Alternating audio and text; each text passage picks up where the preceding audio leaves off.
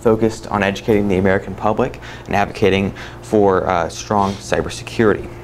It was introduced to inspire Americans to educate themselves about cybersecurity. They have a few programs to do that. So the one we're taking now is the CyberGenerations program. And they also have elementary, high school, and middle school programs. And then they have the Tech Caregiver program, which is what I am in, which I think it's 14 years and older. You take a quiz and you can become a certified Cyber Patriot Tech Caregiver and basically have these conferences or schedule these wherever you like. We don't have that right now. And then the goal of this class is to teach safe and confident use of technology. Whenever you're using a computer, you don't want to be terrified that you're going to get a virus or infected. It just makes it not a pleasant experience. It's supposed to be a tool, not something that scares you and makes you paranoid. So hopefully by the end of this three-part series, you will be able to have confident and safe use of technology. So let's take a look at the agenda today. Today we'll be covering an introduction to cybersecurity as well as password management and common internet threats. Next week we'll do internet scams and fraud, and the final week we'll go over social media safety, some security resources, as well as a review activity and Q&A. So without further ado, let's get right into our session. And just so you guys know, you can interrupt me by raising your hand at any time. If you have any questions, feel free. So why is it important to learn about cybersecurity in the first place? Well, let's give you some statistics. In 2018, there were 14.4 million victims of identity fraud. And internet scammers disproportionately target older Americans as they're perceived to be wealthier, more trusting, and less likely to report fraud. It's not always true, it's just a stereotype they base their criminal activities on. Here are some more statistics. Almost 50% of Americans, that's 47%, experience financial identity theft. So you probably know somebody who has been a victim of identity theft. 1 in 6 people, that's 33 million Americans, lost money to a scam just last year. Seniors over 60 are the most common victims of identity theft. There's a new victim every 2 seconds. That's how prevalent it is. And the last one is one of the most important ones. It says consumers reported over 588 million lost to coronavirus scams and identity fraud since January 2020. Now, why is that specifically important? Well, if you notice it says coronavirus, this is an indicator that they are evolving with the times. For example, we've got a coronavirus scam. Let's see, malicious people use that fear of the coronavirus to make money off of it. They adapt with changing technology and changing social conditions. They're not just stagnant. It's not just one type of crime. It's not one specific way they do something. It changes over time. With every new technological advancement we have, there's a new way to steal your information, to drain your bank account. It's getting more advanced every day. That's why it's important to take this class and to know what to do about cybersecurity and how to protect yourself from these future threats. So, what does the word cybersecurity mean? It's a buzzword nowadays. You hear it on news, you hear it from this presentation. Basically, the word means the protection of internet-connected systems, that's including hardware, software, and data from cyber attacks. So, you can target the hardware, the physical computer, and damage the physical computer. You can target the software, think maybe the operating system that runs your computer, that's Windows, Mac OS, something like that. Or the data, which is the most important one. People go after your data, that's credit card information, your name, bank account, and that returns the most profits for malicious people. That's why it's the most common cyber attack. So before we get into anything else, I have a quick video to explain further, and if you have any questions after the video, just remember you can always raise your hand. So we'll see if it works for us today. Here we go. Managing online security is the same as protecting our homes. After all, we don't tend to leave our doors wide open for just anyone to walk in uninvited. By not being secure, we run the risk of losing things that are valuable to us, such as money or sensitive information. This same thinking should be applied to how we use the internet. The internet brings huge opportunities and benefits for everyone who uses it, but it also brings risks. Risk of attack, risk of unauthorized access, and risk of unintended change or destruction, which is why in the digital age we need cybersecurity to protect ourselves. A huge majority of businesses and organizations face such threats every day, especially those with large IT systems. These attacks can happen in different ways. They can be unauthorized access to computers, laptops, tablets and mobiles, remote attacks on IT systems or websites, attacks to information held in third-party systems, such as company bank accounts, and gaining access to information through staff. For many, cybersecurity is an everyday battle, one that needs constant IT support, because all it takes is just one attack to cause serious damage. Safety tip: keep up to date on the latest threats, malware and hacking techniques to protect yourself from those incoming attacks. The Tech Partnership. For more information, go to thetechpartnership.com. So any questions about that video? Perfect. So as I mentioned earlier, data is the most common cybersecurity threat, and I guess the tech term for that would be personally identifiable information, or PII. Some common myths about PII is that if you don't put your information online, you're safe from intrusions. Now, you are generally safer from data being stolen if you don't put data online. True. But think about the institutions you use, like a bank or an insurance company. They do hold your information, and a lot of times this information is on the internet because that's where they host their client information. So if they were to suffer a data breach or a data attack, technically your information could be exposed. And that's something we'll touch more on in a later session, but just keep that in mind. And if you post something online, it's only shared with your friends and family. This is not true. Now there's settings on social media that allows this, but by default, social media goes everywhere. If you post something online, it'll be shown to anybody. So just be careful about what you post online. So what is personally identifiable information? Well, you probably already assumed that it was data that could potentially be used to identify a specific person. And that's stuff like first, last name, social security number, passport number, credit card, fingerprints for biometrics on your phone, health insurance information. Really anything that you would consider personal information is probably PII. Now, there are actually some physical threats to your PII, as you may know. There's dumpster diving.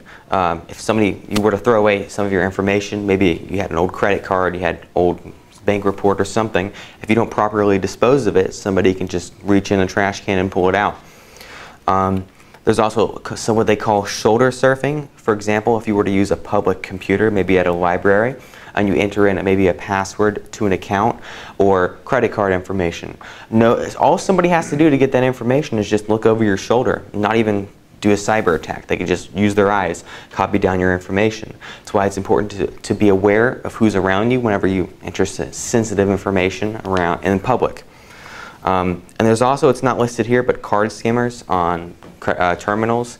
That's something to be watch out for. A tip is that if a terminal kind of looks like there's an extra piece of layer or plastic on it, or if it's thicker than usual, you can usually kind of run your fingers along the side and maybe pull up on it.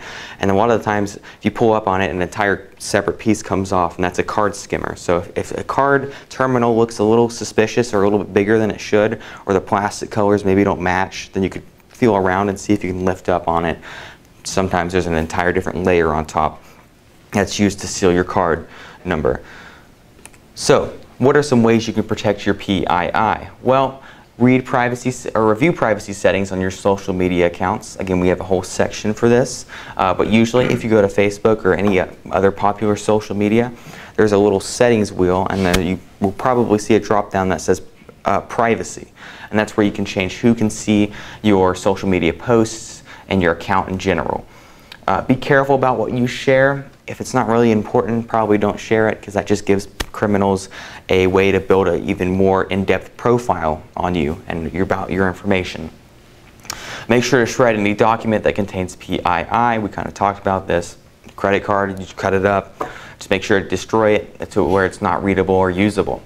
Regularly check your credit and financial reports. I've seen this a lot. Sometimes if malicious people get a hold of your credit card number, maybe your debit card number or bank account, they will withdraw small amounts to begin with, like maybe in the cents or maybe dollars, just to see if you're paying attention. And if nothing happens, they'll start to withdraw larger and larger and larger amounts until you've got a lot of money missing. So just be careful and review your credit and financial reports if you feel like something is wrong or you lost a card or something like that. Utilize your computer's antivirus software. Thankfully, almost every computer today comes with antivirus installed. Windows is going to have Windows Defender. Mac OS is going to have XProtect. They're on by default, and really you shouldn't touch them. Now, there's antivirus that you can subscribe to and buy. There's other brands, and some of them can do a better job than the built-in ones, and that's something we're going to touch on later in these slides. But as long as you have the default one, you should be generally protected.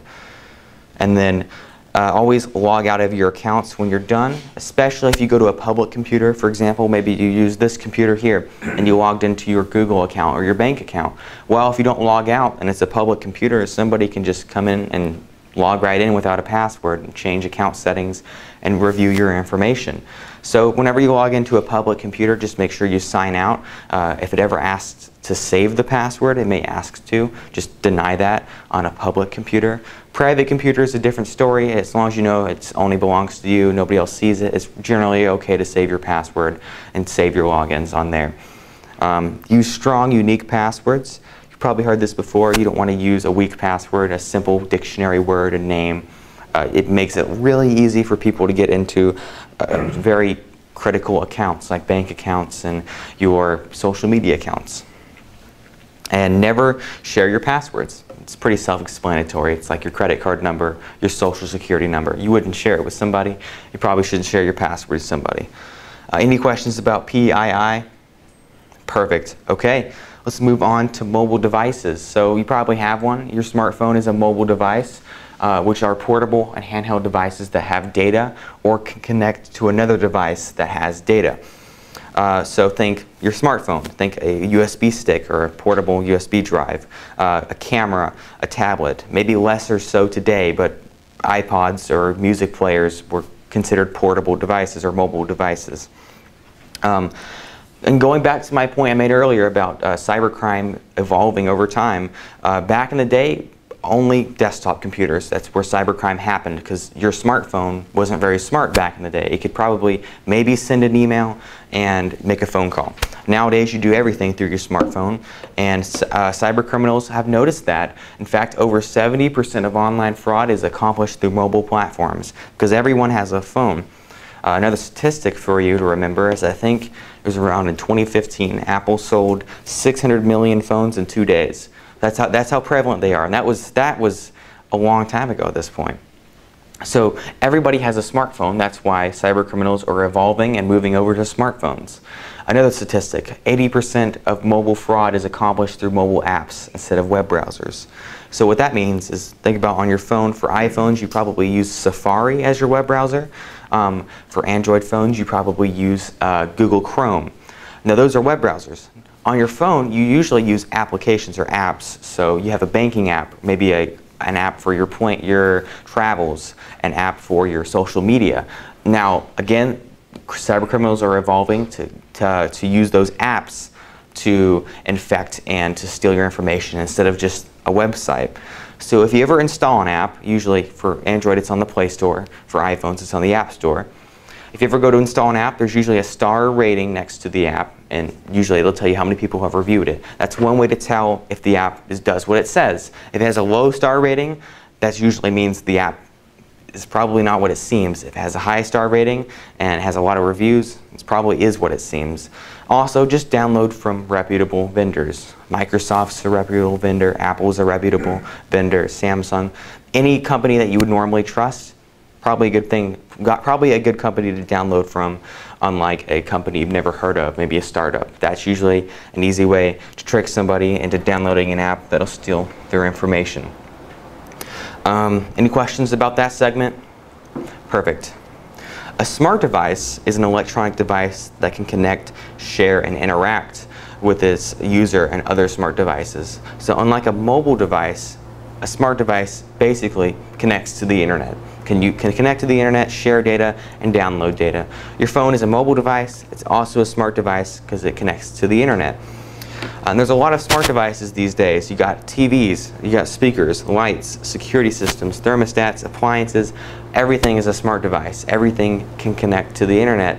And a good rule of thumb to remember is that if it connects to the internet, it can probably be infected and probably have some sort of be compromised in some way. For example, think about it. When you buy a TV, do you shop for security? No, we probably shop for picture quality and size. Nobody says, oh, what's the security on my TV? Nobody really asks that question.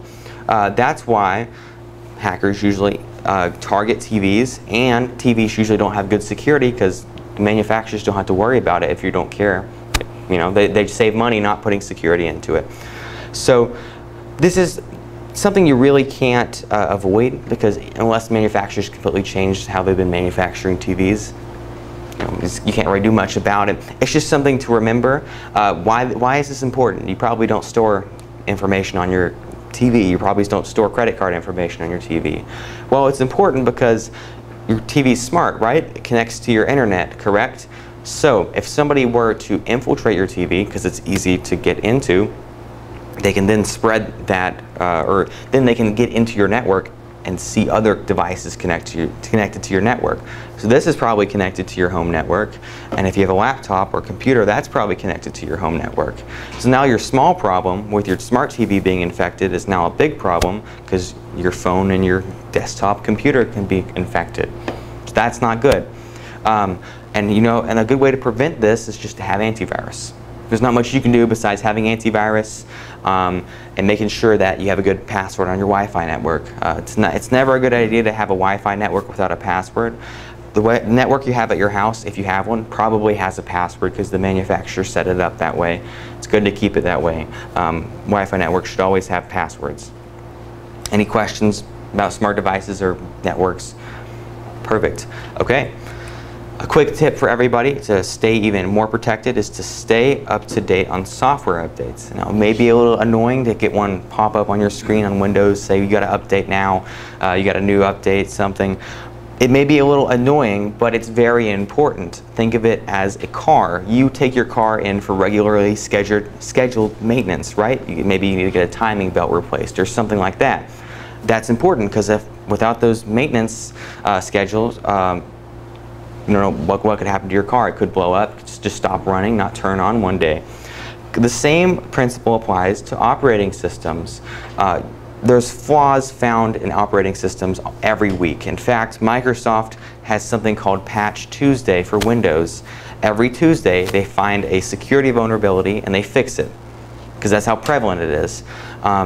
Nothing's 100% secure, and that goes for anything. You know, a bank vault, there's probably some way to get into it. It may be hard, but it's never 100% secure. That's why you need to stay up to date with updates, because Microsoft researchers and whatever platform you may be using, maybe if you're using a Mac or an iPhone or an Android phone, they're always looking for vulnerabilities on your operating system to keep it safe, because you know who else is looking for vulnerabilities? Cyber criminals, because that's how they can get information out of you. So it's important to keep up to date on software updates and don't skip out on them.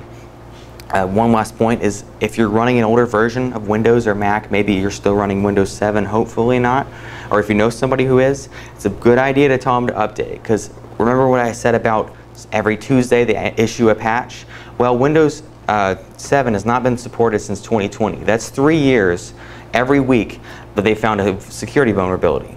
That's a lot of security vulnerabilities that were with that outdated operating system. Microsoft doesn't update Windows 7 anymore because it's old. Windows 10 and Windows 11 are the only ones that they update. So just make sure you're running the newest version of Windows with the latest software updates, if that makes sense. Perfect. Okay, now we're going to watch a video on the risks of Internet of Things, and that's basically the tech term for things that connect to the internet. It's just they're called IoTs in the tech world. So, get that started. See if that loads for us. The Internet of Things describes the ever-growing number of intelligent objects that are being connected to the Internet and each other. These systems are infiltrating the heart of our critical infrastructure and are forming the basis of current and future smart services. Smartphones, tablets, wearable technology, and smart home devices are now being adopted into our everyday lives, and they're starting to appear on enterprise networks. As we continue to embed these interconnected objects and a wider variety of wireless devices infiltrate enterprise infrastructures, the security risks posed by the Internet of Things is becoming more complex and may have serious consequences. Some of these risks are already emerging. For example, many Internet of Things devices in our homes can be connected to a smart hub for easier setup and use. Unfortunately, some of these smart hubs contain serious vulnerabilities that could allow an attacker to walk up to the front door and unlock a smart lock that is connected to a smart hub. For specific smart hub products, this is 100% certain if the attacker successfully gains access to our home's Wi-Fi network. Vulnerabilities in these devices may also allow cyber criminals to search and locate these smart locks while driving around a city, known as ward driving. Attackers could then hack into the smart hub to see which devices are attached and even monitor the home through its security cameras. By exploiting these security vulnerabilities, hackers may become uninvited guests to our homes. So that was not meant to scare you. That may sound scary, but smart devices, yes, they can be infected. Smart locks, which are becoming ever more prevalent, can be unlocked remotely. Now, it's rare. Most security, so unlike a TV, a smart lock should be pretty secure, and that's probably going to be, you look for security in a lock. That's the main point of a lock. So they usually put a lot of emphasis on security when manufacturing those products. Again, it's always a possibility that it could be unlocked, but it's a very slim possibility nowadays with our security measures. And that's just why it's a good idea to make sure if you want something smart or not. You know, do you want a lock to be smart? Yes, it's benefits, but it does have drawbacks. To be, the security, there's a little bit of a drawback there. Now, again, that's not to say that we can't get it perfected. At some point, we probably can have it perfected, and you can't unlock a smart lock or do anything to a smart device without having the specific credentials for it. But for now, I would just, if you're confident in the security of a specific product, which again, they're really secure, not to say they're not, then I would go, feel free to get one. If not, just ignore it, because it's not, you're not missing out on much with a smart lock. So any questions about that? Yes, sir? We have a router, yep, like everybody. Yep. And it has a manufacturer supplied password. Mm-hmm. So somebody in the neighborhood can't get in there unless they know that password? Yes, generally, yes. If they know the password, then obviously they can get in there. And then if it's a manufacturer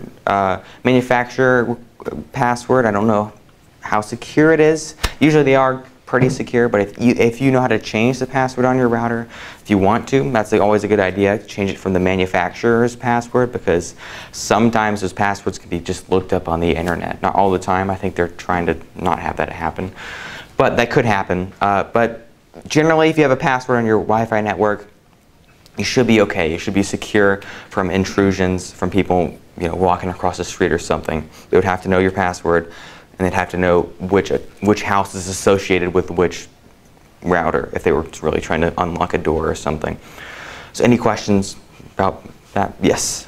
If you have your router and you change the password to your own, is there any need to change it on a periodic basis, like you recommend to change passwords, or should that only be if you think you gave the password to somebody that you now decide don't want to have it? I would say, yeah, that's a good point. If you think you gave somebody the password, you don't want to have it, or you just think it might have been compromised, it's always a good time to change the password. It goes for any account or router or something like that.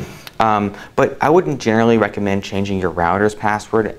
I wouldn't recommend a specific time frame that you change it, just as long as it has symbols, numbers, capital letters, and lowercase letters. It's a good password. It means it's secure. But beyond that, it's pretty okay unless you notice somebody on your network that it's not you. Then that's probably time to change the password at that point. follow up on that. Yeah. My kids are out of the house. When they come home, they want the password so they can log into the Wi-Fi.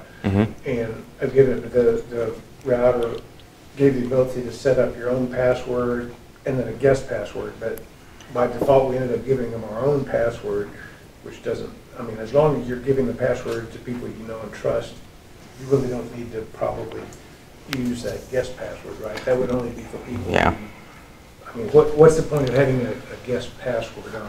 Well, a guest password or a guest network is basically, as it sounds, a guest that you want to maybe let access your Wi-Fi, but can't do much more. Because if they get the password to the guest network, if they try to do anything malicious, well, they can only affect the guest network, which is specifically separated from your regular network. So if you want a network that's separated from your regular network for people who you may not know completely, from Not your family. Not your family, maybe somebody working on your house or something and need to access Wi-Fi, then that's probably the way to do it. And most routers, to change the settings, there's usually a web address on there's a little sticker on a router. There's either a web address or an app you can download to change the settings on your router. And that's a question that you could ask me in one of my private sessions if you wanted to, just because every router is different, has a different way to do it, and it's hard to summarize all the different routers into one like simple easy to follow step. But any other questions concerning the last video we watched, the last segment? How do you define a smart lock? Is that like a lock that you activate through the internet when you're not physically there? Yep. So you can you can lock and unlock it from your phone. And you can have it automatically lock at specific times, stuff like that. So just set it up on a schedule, stuff like that, normal smart device things that you would expect to be able to do. But if there's no more questions, we'll move right over to web browser safety. So probably everyone here uses a web browser. That's just the way to access the internet, to get visual web pages, because web pages are all just words. They're all words that are coded, and it makes no sense to really anybody who doesn't know what the code means. So that's why it's visual. That's what a web browser does. It takes the website and displays it for you visually so you can understand what you're looking at. Gives you good graphics and buttons and pictures. And there's the normal suspects. You got Microsoft Edge. Probably everybody here is either using Google Chrome or Firefox. And then Safari is Apple's web browser. There's also Opera as well, which is another browser. It's less popular as it was, but it's still out there if you wanted to download Opera. My recommendation for a balance of privacy and for a balance of efficiency, I would recommend Firefox. I think it works really well. It is older. What I mean by older is it doesn't use the same technology as Google Chrome or Edge, but it works really well. And then Safari or Firefox. Safari if you use an Apple device, Firefox if you use any other device. Google Chrome is fine. It's just Google. It doesn't run as fast. It takes a lot of memory or RAM. It takes a lot of system resources to run the browser, if that makes sense. It may slow down your computer just because of how much resource it takes. Firefox doesn't tend to do that, and Safari runs really well on devices that are made from Apple. It's just optimized really well. Are you talking just about desktops and laptops or mobile devices? Really any device. Firefox and Safari is my recommendation. Google Chrome, again, it's not as efficient as other web browsers. It's slower. Yes? So I get really frustrated on my computer at home because CNN is so dang slow, but I'm running Google Chrome. So you're suggesting that if I switch over to Firefox, it might not run so slow? That could be a reason, and then another one is obviously internet, unless other websites load faster. Oh, everything runs faster. It's just that CNN, it's just like... That could be the reason, and also another reason is it's a news website, has a lot of ads, and ads take a long time to load. Okay. But you could try to download Firefox. Also, you can try to clear your cache on Google Chrome. Oh, clear the cache. Okay. Yes, clear the cache. Usually you can do that with the 3 buttons in the top right corner. That's going to be pretty much universal for all web browsers. 3 buttons in the top right corner, and then press History, and then you can clear your history/cache from there. And sometimes it just speeds things up, because cache basically is a way for a computer to store a website temporarily, just in case you want to go to it again, without having to reload the entire website, if that makes sense. It just stores it temporarily, and then it's supposed to delete it after a while, but sometimes it just doesn't, and it just bogs down some websites after a while. Any questions about web browsers? Because we're going to watch a video to know about how to tell if a website's secure. Perfect, okay. Play that video now.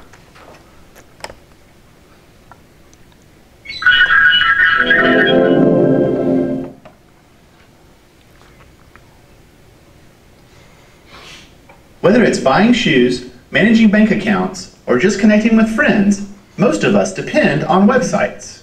Unfortunately, it's easy to be fooled by fake websites that are designed to give your money or private information to criminals. Thankfully, it's now easier to know when a website is secure. When you need to use a website to make a purchase or provide sensitive information, there are two big things to think about. The first is the connection from your computer to the company's computer. Your name, credit card information, and other things have to travel from one to the other. This connection needs to be secure so that criminals can't access the information en route. The second is knowing that you're working with a company you trust. If you're working with a company you trust using a secure connection, your information is safe. But how do you know? Knowing what to look for in a browser is a big step to using secure websites. Let's consider the connection we mentioned earlier. Secure websites encrypt information before sending it between computers. This makes the information completely unreadable for criminals. Only the computer on the other end can read it, making the connection secure. There are two big ways to tell if the connection is a secure one. First is the address bar, where you're used to seeing HTTP. Secure websites have an address that starts with HTTPS for secure. You can also look for a padlock icon in the browser. If you see the S and padlock, the connection is encrypted and secure. But what about the organization behind the website? How do we know it's not a criminal with a secure connection? Well, a new system makes this easy. New web browsers display color and company names in the address bar that help you know the site is trustworthy. It works like this. Organizations that depend on security can have their websites reviewed and validated by licensed, unbiased companies called certificate authorities. These rigorous reviews ensure the organization and website are trustworthy and using a secure connection.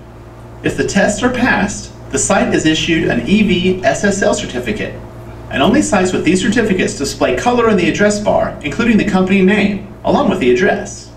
Green means go, red means stop. This review process means criminals can't obtain the certificate that's required to display the colorful information. So when you see a site with green info in the address bar, you can be sure it's legit. Now, if you're reading the news or checking the weather, security doesn't matter as much, so don't be concerned if you don't see the green bar or security information. Security matters most when you send sensitive information like credit card numbers, passwords, and private info over the internet. If you're about to make a purchase, your browser holds the clues. Look for the S in the address and the padlock to make sure it's secure. And if you're concerned that the site could be a scam, look for the green information. With these things in place, you can feel confident that your information is safe and secure. Okay, so any questions? Is that with Yes. any browser? It should be universal. That issue. The color I is don't think I've noticed that. the color is less common these days. That was an older video, it was like 2012. Now you will see a padlock, you will see HTTPS, you will see sometimes for not secure websites. I'm pretty sure every web browser will show a red address bar, or red somewhere, if it's not secure. For a secure website, I think Safari shows a green address bar. I'm not sure about the other websites. But not on a phone.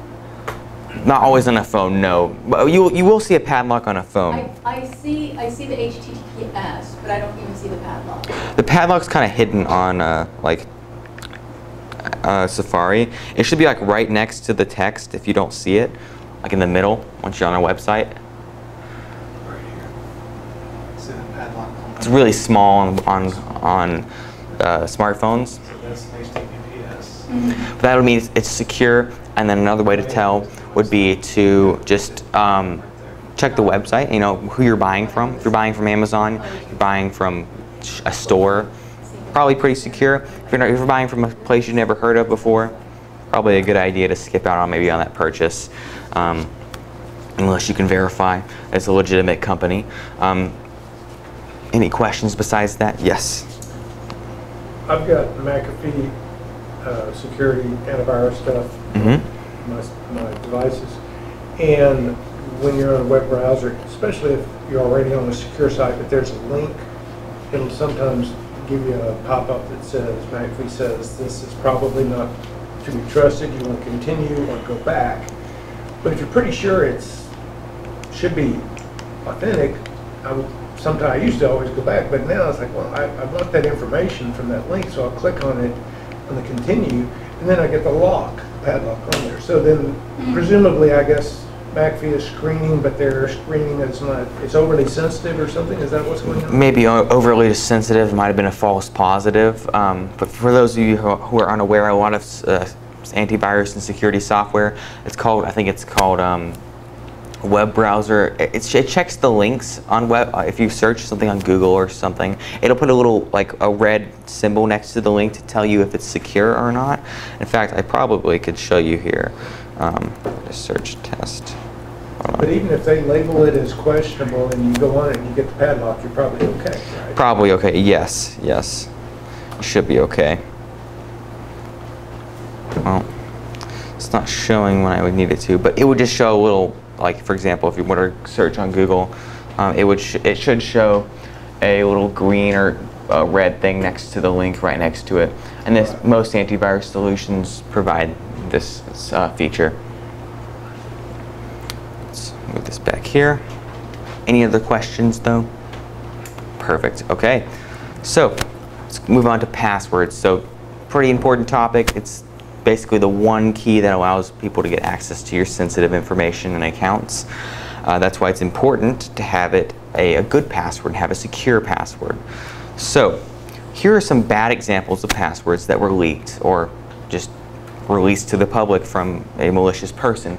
So consecutive numbers, 1, 2, 3, 4, 5, 6, 7, 8, 9, QWERTY, that's just taking your finger and sliding it to the right on your keyboard. The same with this, that's just on a lower level. And then 11, 22, 33. One thing you should remember is when people are trying to crack these passwords, and malicious people, they usually use software, computers that crack that, or pieces of software that specifically look for passwords on websites and try to crack it. You know what computers are great at? Patterns. They're really good at patterns. Using patterns in a password is not a very good thing. 11, 22, 33, that's a pattern. 1, 2, 3, 4, 5, 6, 7, 8, 9, that's a pattern. So be careful not to use patterns in your passwords. Generic names or common names like Michael, Daniel, Hannah, Jessica, pretty easy to find for a computer to figure out. Password, monkey, sunshine, princess, dictionary words, stay away from those. Again, a lot of these password cracking software will just look through a dictionary and just put words together until it figures out something. Phone numbers and social security numbers. Phone numbers are bad to use as passwords because you probably have those somewhere in social media or in Google search. Somebody can just look for your phone number and then just paste it in and see if it works as a password. It's never good to use your social security number anywhere besides where you're supposed to. Even if they wouldn't figure out the password, it's just not a good idea to risk it. Because if they figure out your password, they now maybe knowingly or unknowingly know your social security number, which is also a big problem. So what are some good examples of good passwords? Well, the longer the password, the stronger the password.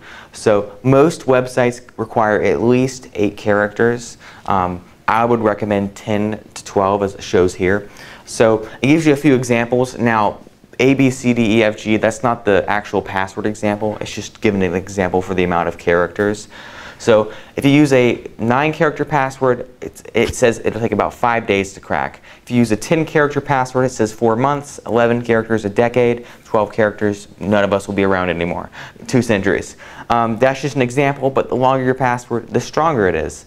Definitely don't use below 8 characters. I think, again, like I said, most websites just won't let you go below 8 characters, but just make sure longer password and make it complex. So use uppercase letters, lowercase letters, numbers, and symbols. All of these combined can make a really strong password. And you can use something called a passphrase.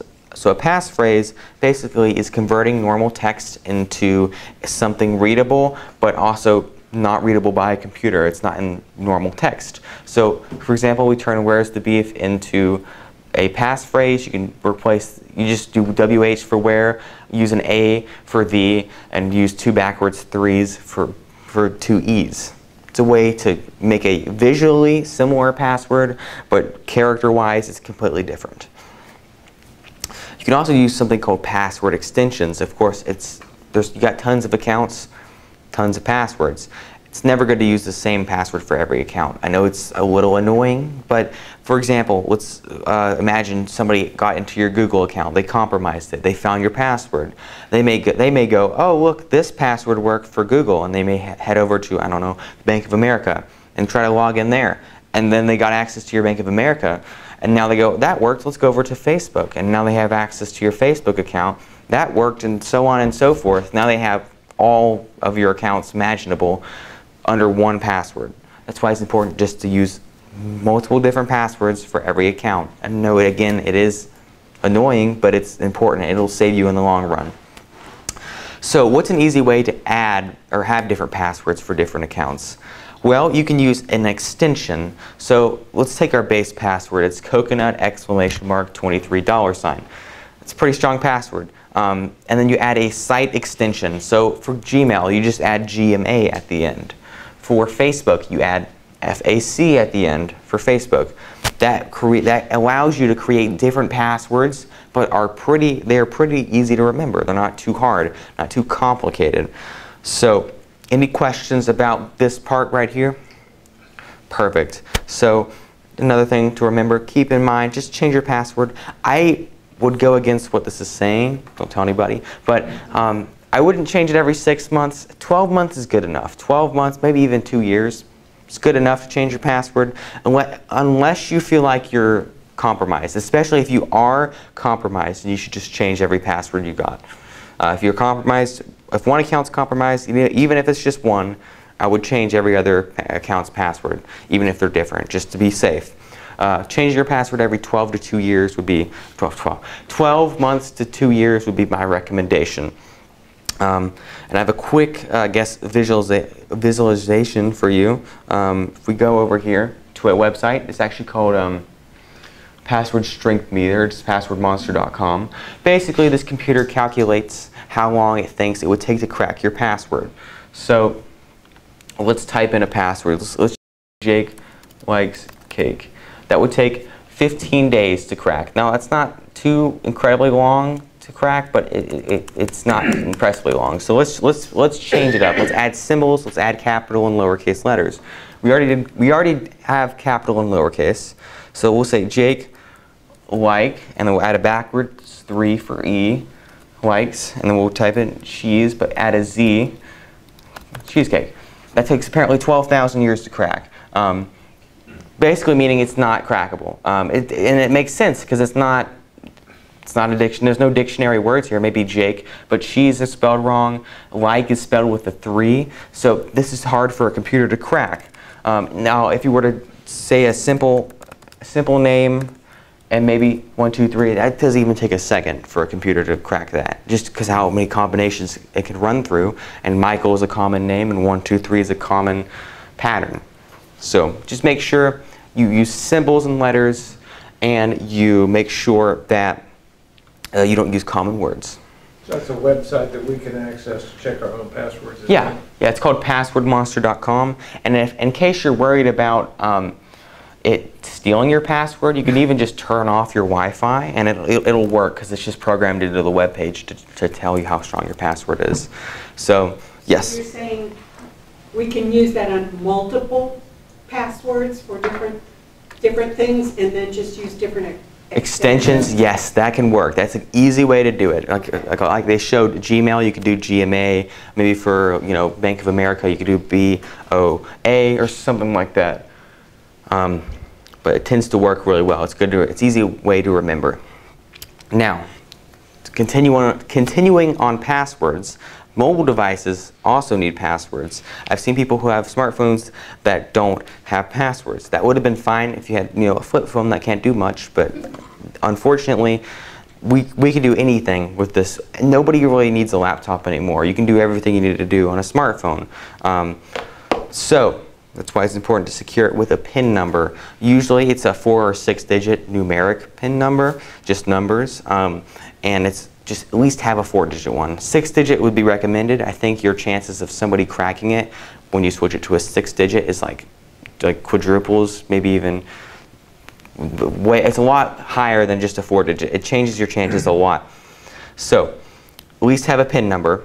Most smartphones you can either add a fingerprint or a face recognition to it, and that's pretty secure. I know that Apple claims that their iPhones with their facial recognition, I think it's 1 in a million, the chances of somebody unlocking your phone. So set up Face ID on an iPhone or Touch ID on an iPhone. Same goes for Android phones. Face unlock, Touch unlock, whatever your smartphone has. It'll probably be under the settings and then under security or passwords and security, and you can probably find all the options it has. You can also add a password, like just a normal password. It's less common, but you can if you'd like. It would just take a lot more time to get into your phone. And adjust the time before your screen automatically locks.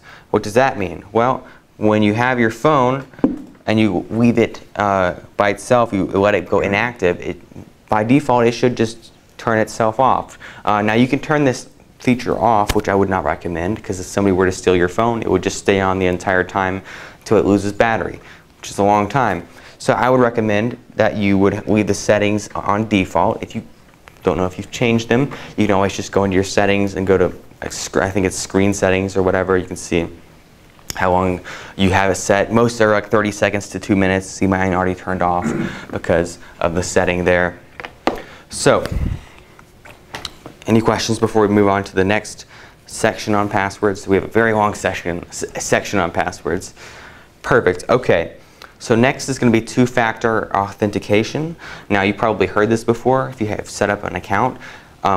Basically what this is a way to, as the name suggests, have 2 factors of authentication. So let's give an example. You log into, somebody was able to get your password on your Google account, right? They log into it and they hit next.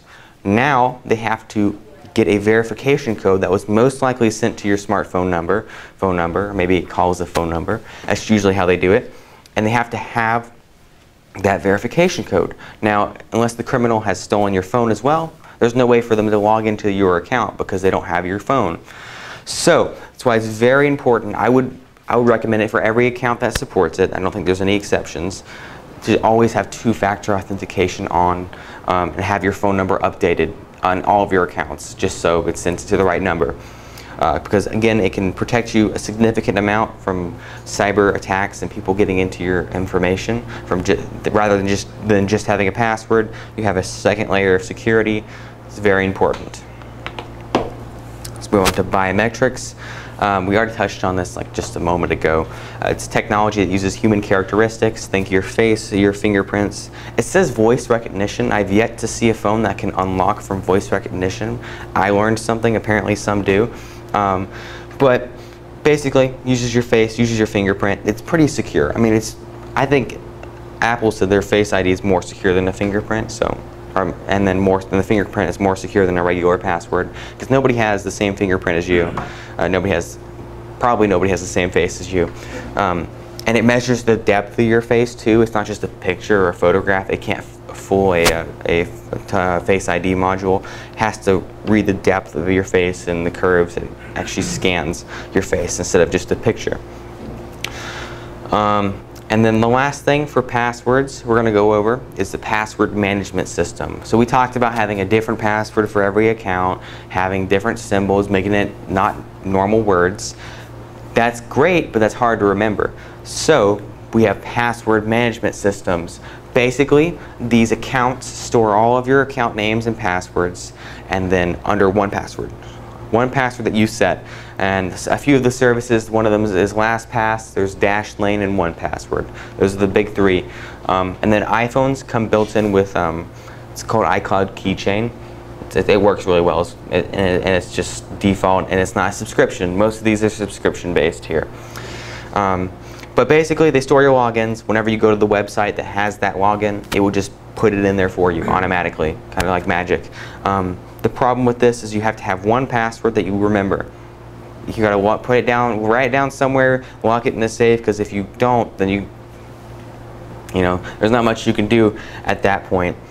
You can also have these services generate passwords for you. So they create passwords, really complex ones that you couldn't remember, that I can't remember, a bunch of letters and numbers, and then they save it to that account. So basically nobody can crack that password as long as you have the main password for that account. So make sure if you do sign up for one of these services that you remember the password that you set. It may have like a actual physical like key you have to have, like a USB stick that you have to plug in, something along those lines. It'll probably instruct you on how to do it. But they're good services. Remember, iCloud Keychain is free. It's built in on iPhones. These, I don't know if any of them offer free services. I don't believe so. They may. Dashlane has free and subscription. Got it. Thank you. So Dashlane does have a free version. I'm not sure what the limitations are on Dashlane. Yeah. Can I give you another free one? Sure. Go ahead. It's called roboform.com. Roboform.com. Roboform.com. Okay. Yeah. And it's very secure. I was looking up the security between several different password managers, and it came back as secure, if not more secure, than some of these others. Yeah. My son also said that he uses password keeper manager that Google provides, I guess on Chrome. Yeah, Google Chrome does have it. You just have to have a Google account, but it does work well. Let's see. I'm trying to give a demonstration real quick. Probably do it here. So here's a password it just generated for us, right? This doesn't make much sense. It's not logical, and computers always think logically like we do. This isn't logical though. So if we were to go into the strength meter, password strength meter, we paste this in, it says it'll take 188 million trillion years. I don't even know what that's supposed to mean. It's a long, long time, because this is a fake generated, or not a fake, but a automatically generated password. Doesn't make sense, doesn't have a single word in it. It doesn't even have a number either, which is actually no, it has one number, has 5 and a 1 actually. No, I just noticed those. But it's very, very secure, and it's generated automatically. You don't have to remember it, just you got to remember one password. And that one password that you do set for these services better be pretty strong, because you get that one password, they have all your passwords. So just make sure you create a strong password, you write it down somewhere. It'll probably have you generate a really, really long one that you have to write down every time you use it. Or write down and then log in to an account. I don't think you'd have to enter that password every time. You probably just set it up on a computer once and it remembers every time you use that computer. But if you want to set it up on a new computer, then you would have to get that password manager installed. So any questions about passwords and password management and anything like that? Perfect. So we talked a lot about compromised accounts, or not compromised accounts, but passwords. And if your account's compromised, what do you do? Because it's unfortunate that it does happen. Your account may be compromised. You may have been compromised before. It happens. You can't really, there's not much you can do after it's happened. But how do you know that it has happened in the first place? Well, if you have trouble logging in, that's a good, surefire way to figure out that you do have or you have been compromised. Because all the times when you're compromised, they change the password of your account so you can't get back into it. So if you have trouble logging in and you think the password you're entering in or currently is correct, you may have a compromised account on your hands. Another one is that you get an email or text about suspicious activity. Yes and no, because sometimes there's scam emails that say that there's suspicious activity in your account when there's really not. But if you can confirm that it's a legitimate email, then that's a surefire way to tell that your account has been compromised. And your friends and family receive spam content.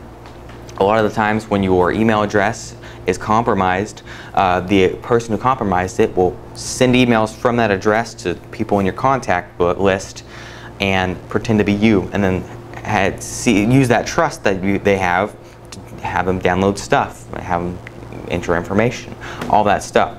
So if your friends or family start receiving spam from your email address, that's another surefire way to tell that somebody has probably compromised your account. So we have the last section here. It's going to be common internet threats. So let's talk about malware. So what is malware? Well, malware is an umbrella term for anything that is malicious and anything that is a piece of software. So it's kind of like virus is kind of the term, the universal umbrella term for any type of human illness, or illness is a term as well. So coronavirus would be an illness, the flu would be an illness. It's an umbrella term. Same principle applies here. Malicious software or malware is an umbrella term for any software that's written to steal information, spy on users, and gain control of computers. And it's categorized by how it spreads and what it does. So you may probably already think of virus as something, because most people, whenever they see something wrong happen to a computer, call it a virus. And that's understandable. It gets the point across. It's something that's malicious happening to a computer, but it's actually a specific type of computer virus or specific type of malware. So it is a piece of malware that spreads from machine to machine with human assistance. What does that mean?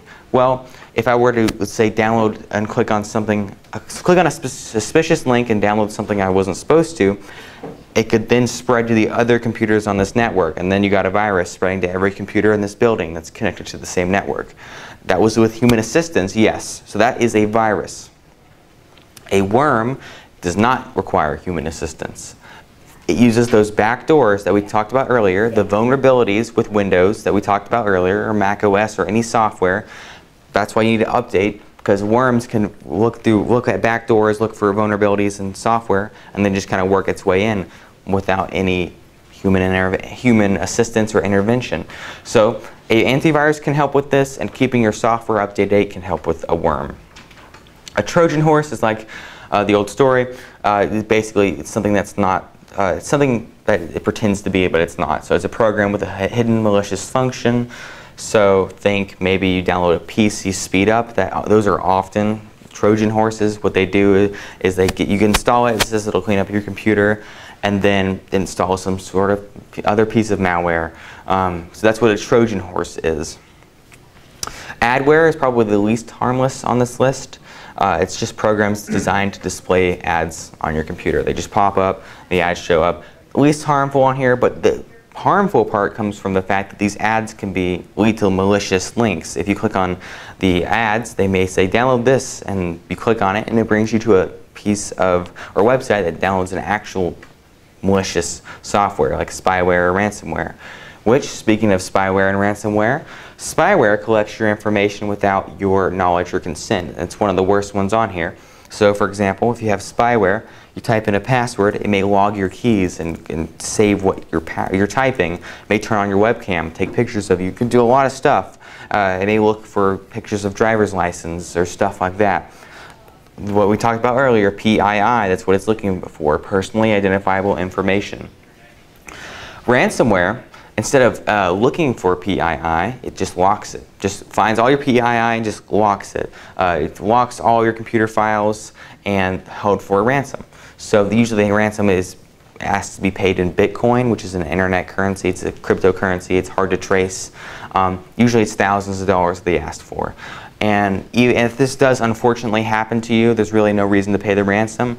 I mean, they're criminals after all. They usually don't unlock your files if you pay the ransom. So at that point, you would have lost your files and paid a ransom that they didn't promise. They didn't keep their promise for that. So if you ever do get ransomware, don't pay the ransom. There is a like a 50-50 chance that the ransomware can be removed. It's kind of a complicated subject because there's different types of ransomware and new technologies with ransomware. So your files could be unlocked, it could not be unlocked. I would go into like maybe a Geek Squad or even come here and we could diagnose what type of ransomware that you have and if your files are available to retrieve. We've got 3 more here. Rogue security software is security software, or it disguises itself as security software, and then it will display a pop-up that says, oh look, your computer has 1,000 issues or something, an unreasonable amount of issues, and it'll say pay us to fix it. That's the catch with this. It asks you to pay to fix a problem that doesn't exist. So they're basically stealing money from you, but you're agreeing to it. Browser hijackers, that's kind of what it sounds like. It gets to your browser, it hijacks it. Usually it redirects you to a different web page. So for example, if you go to Google on your web browser, when you first open it up, it may change your home page to whatever search engine that they want, or display ads everywhere. Something along those lines. Try to collect information. So browser hijackers are an issue that can be solved by antivirus. Almost everything on here is helped or removed by antivirus. And then zombies are computers that are basically controlled by another person. Software is installed onto it without you knowing. It's usually dormant for a while, and it spreads to thousands, sometimes hundreds of thousands of computers, and they're all zombies to one person. They all can be controlled at the same time and do whatever somebody wants. Usually that's used for money laundering and for big, like wide-scale crimes. They don't really involve you that much. They just use your computer for their own doing and can do whatever they want, really. It's important. So what can you do about all of these things? There's a lot of stuff to remember, as you can see here. Well, have antivirus and update your computer. That's really the best way to avoid getting these types of malware. And just don't click on something that looks suspicious. If it's too good to be true, don't install it. If it's free software that you've never heard of before, probably don't install it. And that's what we cover right here. We just talk about how it spreads from the internet, from online media downloads, from free downloads. Using removable media, believe it or not, if you get a flash drive, let's say you went to one of these computers here, somebody accidentally installed malware, you plug a flash drive in, the malware might be like, oh, look, here's another drive to put myself onto, and it'll duplicate itself, put it on the flash drive, and then when you take it out and plug it into your computer, it'll just say, hey, look, I'm plugged into a computer, and it'll duplicate itself onto your computer. So basically, you just manually transferred malware. So be careful about using a flash drive with computers that you're unfamiliar with, especially public computers. And also never plug in a flash drive you find on the ground. That's a scam that happens a lot. People toss old flash drives on the ground with some sort of malware on it, and they rely on people being curious about what's on it. They plug it in and they got whatever type of malware they put on it. So be careful with that. And email attachments. It's always a good idea not to install email or email attachments from people you don't know, obviously, and then from people you do know, just make sure it's only photographs or stuff along those lines, maybe presentation documents, stuff like that. Other files, I just wouldn't risk it for downloading, especially from companies or unknown email addresses. So any questions about common internet threats? Okay, we got one more video. And we'll almost be done. It's going to be about social engineering. So we'll play that real quick. What is social engineering? Have you ever received a suspicious email with a garbled subject line? Or ever held the door open for an unverified solicitor? These are just some everyday situations where social engineering and its tactics play a larger part in seeking out information otherwise not available to them. There are many ways an attacker can socially engineer a victim, such as phishing emails or pretexting. Many of us have fallen victim to clicking on a suspicious link or attachment only to have an instance of malware or spyware downloaded into our systems. Phone calls are another growing problem, with scammers posing as IT personnel or using other false pretenses to elicit private info, giving an attacker full access to your information. This is often referred to as human hacking, where an attacker relies on coercion and clever research versus hacking machines. Typical social engineering techniques follow a model known as the attack cycle. The cycle begins with information gathering, which is where you seek out information on your victim. Someone might check out your social media presence and be able to ascertain a lot of personal knowledge. The next step in the cycle is establishing a relationship with the victim. Casual conversation, whether in person or on the phone, is useful in gaining trust. For an attacker, persuasion and confidence will go a long way in executing a successful attack. For this reason, most social engineering attacks are successful when focused on the interplay of human psychology. After gaining trust, the social engineer exploits the victim, tricking them into divulging seemingly unimportant information or granting access to the attacker. The last step in the cycle is execution. Here, the social engineer accomplishes their goal using the information or access provided from the victim. The cycle is complete once the attacker has infiltrated their victim and successfully obtained all information and access. Don't be caught off guard. Understanding social engineering tactics makes it easier to identify attacks before they occur. Circadence, bringing innovative solutions to defeat evolving cyber threats. Okay, so as the video just stated, social engineering is tactics that attack our brains and how we think, not computers themselves. What are some examples of social engineering? One of them is phishing. We've probably heard the term before. It's with a P instead of an S, or sorry, F. And basically, this is just asking for information. Maybe you get a phone call that says, you've won whatever. Or maybe you get an email that says, you have to enter your information to collect your free prize. Something like that. That's phishing. It's asking for information about you, your name, your email address, phone number, maybe even more. Spear phishing, it's just a term for more aggressive type of phishing, where they basically pose as somebody, not just a company, but somebody you know, a coworker, maybe the company you work for, maybe your boss. They pose as somebody you know with the information they've gathered, maybe from social media accounts and something like that, and they act like they're more immediate, close people, and it usually works a lot better than just a random company. Vishing, which is just voice phishing, is what I mentioned earlier. Get a phone call that says you won something, whatever. You've probably gotten a free or a phone call saying you won something free, something along those lines. Just the same thing as everything else, just through voice and phone calls. And then it's called smishing. It's a funny name. It basically combines the SMS, which is the tech term for texting, and phishing, and it creates the word smishing. It's just a text message that may say you've won this, whatever, and it coerces you to enter your information to give them anything about you, any information about you that they can use. Phishing.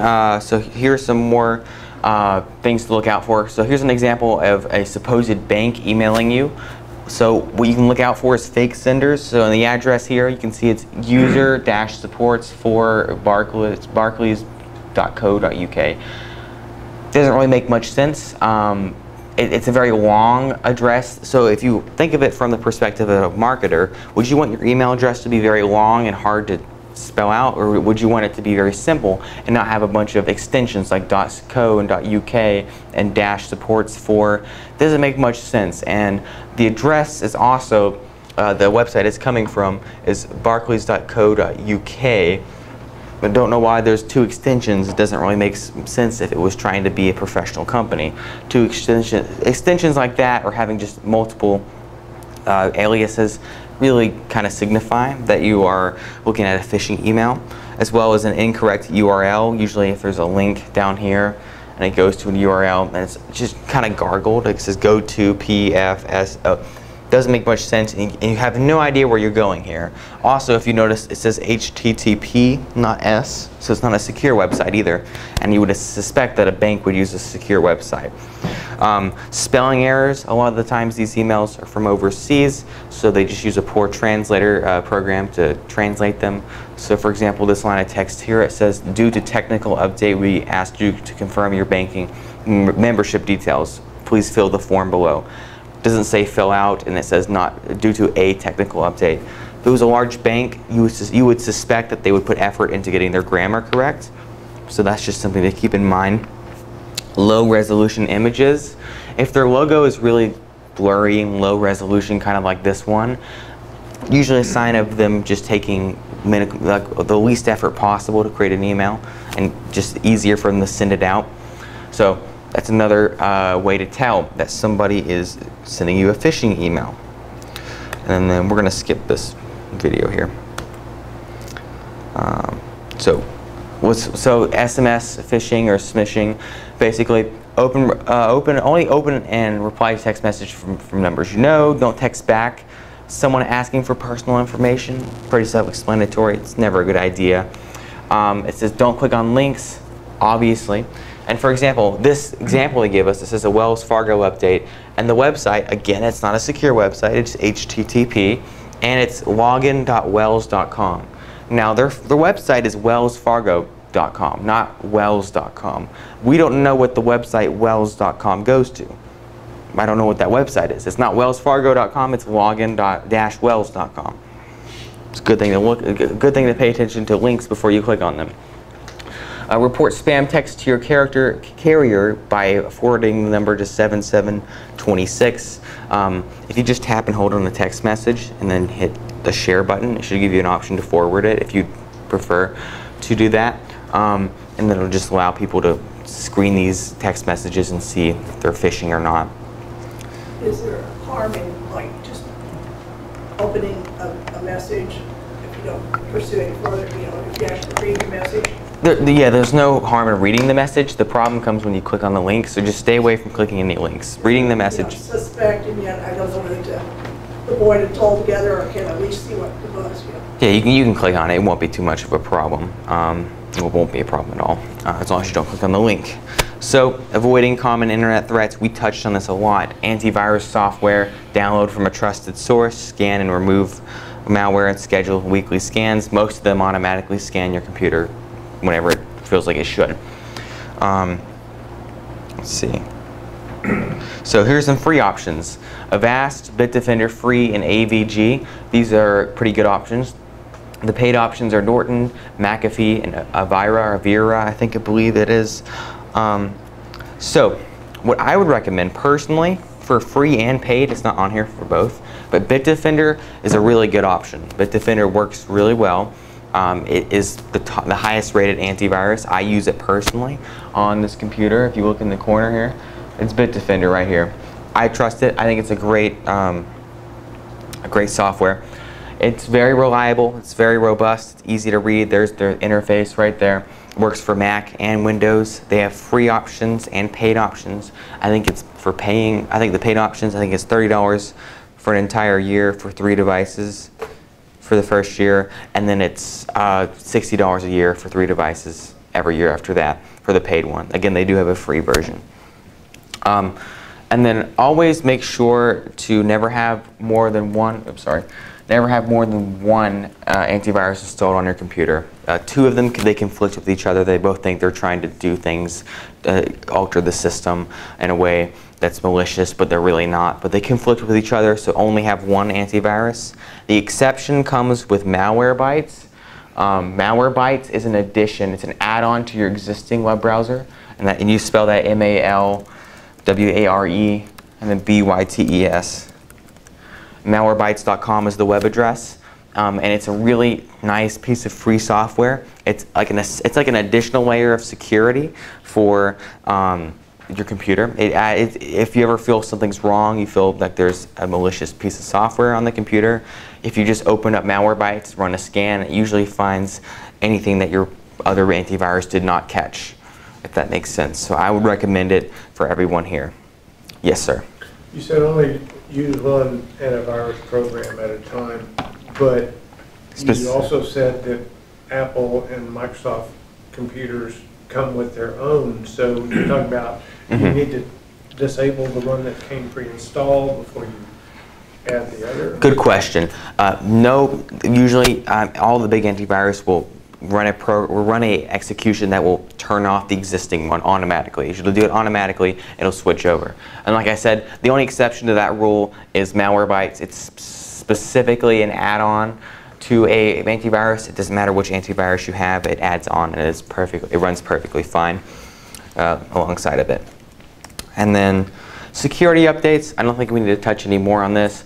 Just make sure you have them turned on for automatic. So for Windows, that'll be by default. If you want to double check, you just go to the settings and then go to updates and make sure it's automatic. I would leave it to default. Mac OS is the same way. It's default. It's automatic. And let's see here. I'll make sure. I'll keep you too long. The last thing we'll go over is just private, or be safe on public Wi-Fi. Whenever you use Wi-Fi in the public, there's either locked networks or unlocked networks, private or public networks. To find that out, let me just show you really quickly.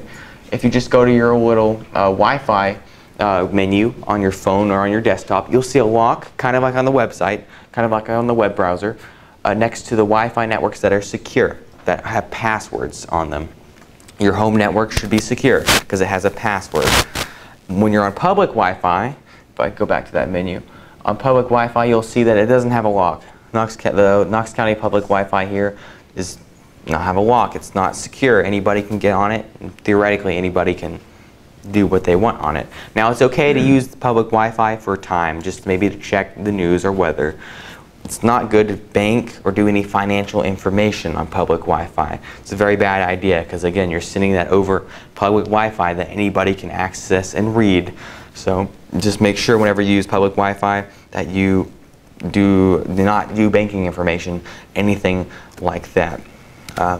Without anything, I think that's actually all. Let me double check. Yeah, that's everything for this class. I know it's a lot of information to take in. Any questions about the entire class? Any questions you have about cybersecurity in general? Yes? If you're, like, for example, here, and you're logged into the West Knox Wi-Fi, which is got a password on it, it's still public though, right? So you really, even though it may be more secure there, you're using a public. Yes, yes, you are using. It is public in the sense that anybody can connect to it as long as they have a password. And that's correct to assume that you probably shouldn't do much information. You shouldn't transfer much information on that.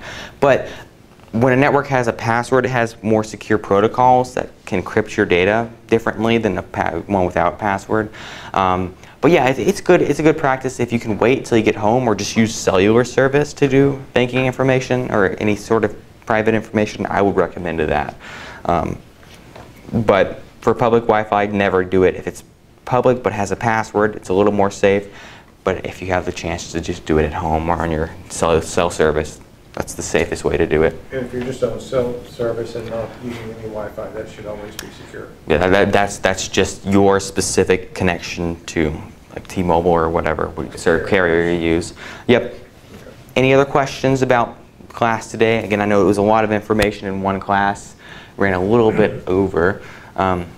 Yes, another one. I got lots of questions. No, fire away. When we're talking about password keepers, you got your master password to access all the ones that you've got saved.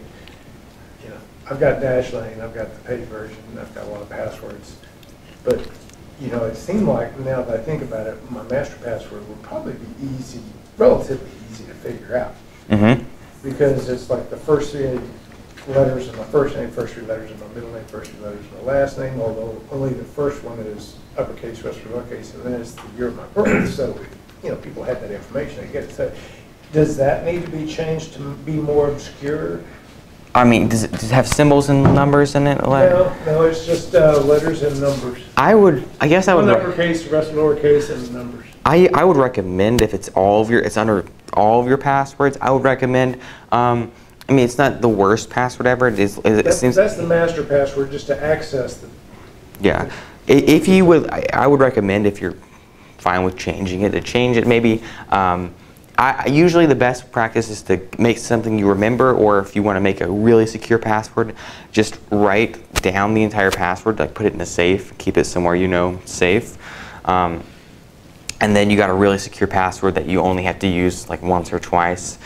Because once you're logged in, I assume for Dashlane as well, you don't have to type in the password every time, right? No, but if your computer powers down and goes to sleep a lot of times, not goes to sleep, it'll come back up, but sometimes you have to open it, and it's interesting because sometimes the Dashlane will allow you to use a PIN instead of your whole master password to access it on the mobile. I don't think it does that on the PC. Yeah, it's probably specifically for mobile. Right, but, which makes it easier, but there is, well, I mean, on Dashlane, when you try to use it to populate your password, you can choose whether to have it, you know, where you have to type in your master password each time or not, if you want to make it more secure. Yeah. So you know, then you would be reusing it, like if it's a banking password.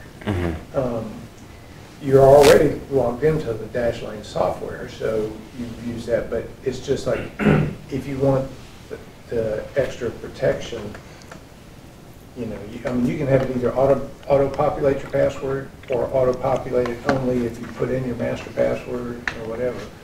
But if the master password is probably easier to guess, I mean, it makes me wonder if I should change that. Yeah, really, I mean, it's up to you. And then I assume they have two-factor authentication for if you log into your account for the first time. That's an assumption I am making, but I assume they would have it, possibly. If you had to enter your phone number, they probably did. I'll just open this up for anybody else who needs to get out of here. I know it's a little bit longer. But yeah, I believe there is, it should have two-factor authentication. If it doesn't, you can probably go into your account settings and turn that on. But it's up to you if you want to change the password. I know you have to type it in. You said every time it goes to sleep or shuts down. So it's up to you. But I would recommend if you don't feel like it's secure and if it's just a few letters and a number, then I would recommend personally. But you guys, did you have any other questions for me or anybody else here? Are you going to talk about VPNs and other? Yes, we go into depth on VPNs. But, and just so everybody knows, same time next week is the second part of the class. And the second part, just to give you an idea of next week, is going to be internet scams and fraud. It's an entire class dedicated to that. It's going to be a little bit shorter, but it goes over all the different types and how they're put into place and how they work, and what happens when they happen. So thank you everybody for coming today. I'm glad you were able to come and listen to this. Thank you for sitting through a very long class on complicated subjects, really. I do have one last question. Sure, no, go ahead. You got time. I don't watch a lot of TV, but my wife has it on a lot, and so see ads for DuckDuckGo, which is, I guess, a web search engine. Search right? engine, yeah. So, but they promote it as being a lot safer, I guess, than typical Google search, Yahoo search, whatever. Yeah. So, what's the story there? This isn't right. So they claim to be more private than other search engines because, like, Google tends to do a lot of advertisements. They target ads towards you a lot. Same with Yahoo and Bing. Advertisements, yeah, anytime. Advertisements are very. They require the service to build a profile on you. They build a profile on what you like and the services you use. So DuckDuckGo basically promises that they don't track you online and they don't put ads. I wouldn't say there's nothing unsafe about using Google search. It's just, I guess, not very private, if that makes sense.